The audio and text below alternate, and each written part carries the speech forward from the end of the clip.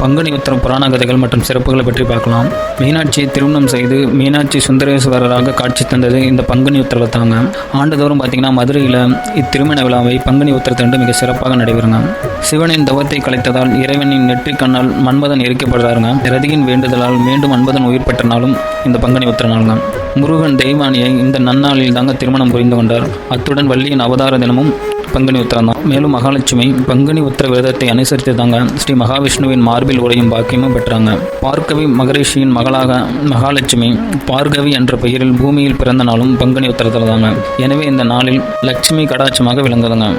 மேலும் பங்குனி உத்திர நாளில் வைணவ ஆலயங்களில் பார்த்தீங்கன்னா மணக்கோலத்தில் தாயாரும் திருமால் காட்சி தருவாங்க. அன்று காஞ்சி வரதராஜர் ஆலயத்தில் ஸ்ரீபெருந்தேவி தாயார் சந்நிதியில் ஸ்ரீதேவி பூதேவி மலையாள நாச்சியார் ஆண்டாள் மற்றும் பெருந்தேவி தாயார் சகிதமாக ஸ்ரீ வரதராஜ காட்சி தருவாங்க.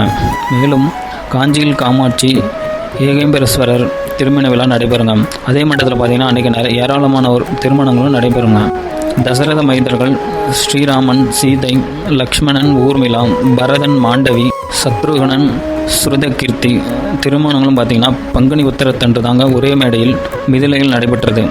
மேலும் அழகுமிகு 27 கன்னியரைகளை சந்திரன் மனைவியாக ஏற்றுக்கொண்ட தினமும் இந்த நன்னாள் தாங்க. பங்குனி உத்திர திருவிழா பார்த்தீங்கன்னா பல்வேறு கோயில்களில் சிறப்பாக நடைபெறும். மேலும் பங்குனி உத்திரத்தன்று திருமண கோல தெய்வங்களை தரிசித்தால் திருமணமாகாதவர்களுக்கு கல்யாணம் கைகூடும் என்பது ஐதீங்க.